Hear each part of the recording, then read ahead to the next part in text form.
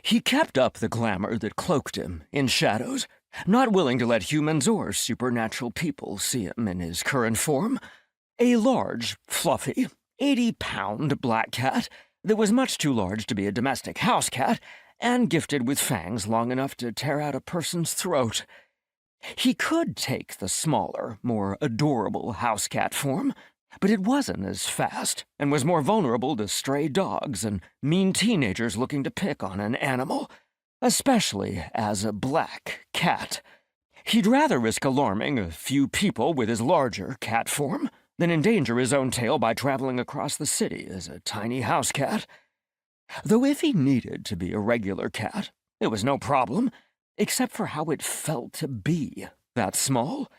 It made him feel vulnerable, and he disliked the feeling.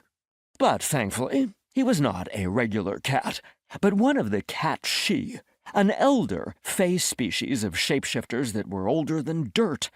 As elder fae, they were rare, though not as rare as the High Court she.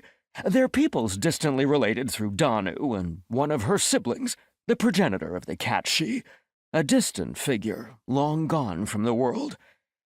Transmutation, to change oneself, was difficult and out of reach for most mortals, unless they were shifters or werewolves of some type.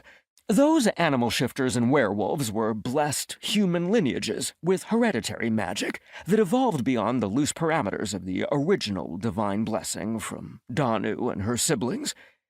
The exception to transmutation were the cat-she. They could change their physical form while remaining mentally intact, remain themselves no matter what form they took.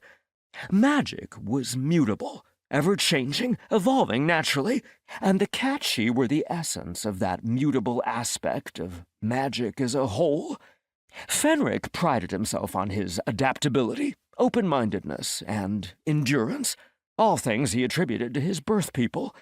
Over many eons, his people decided upon a preferred form, that of the large black wildcat, with a rangy form and strong limbs, long fangs, and a big head with strong jaws.